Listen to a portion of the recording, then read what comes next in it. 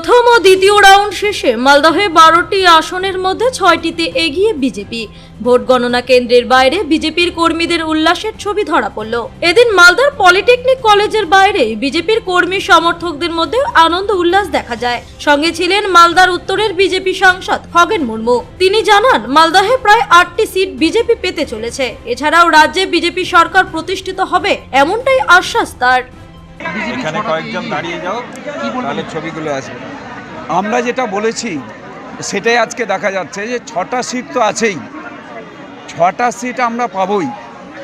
আপনি এখানে 8টা হলেও আশ্চর্য হওয়ার কিছু নেই, অবাক হওয়ার কিছু নেই।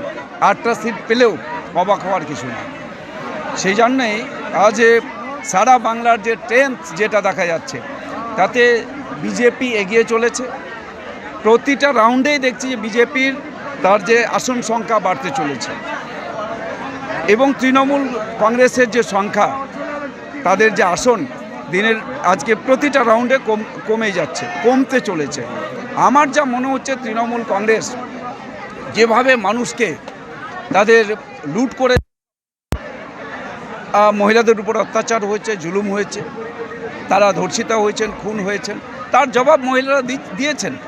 2 দফার ভোটে মহিলারা তারা জবাব দিয়েছেন, এই খুনের জবাব এবং ধর্ষণের জবাব তারা দিয়েছেন। ধর্ষকদের একমাত্র ভারতীয় জনতা পার্টি তাদের শাস্তি দিতে পারে।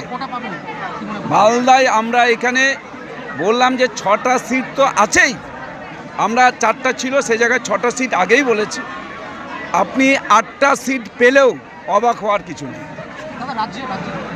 সারা রাজ্যে আমি তো বললাম বলার সময় যে ডবল ডিজিট তারা পার করতে পারবে না তৃণমূল কংগ্রেস।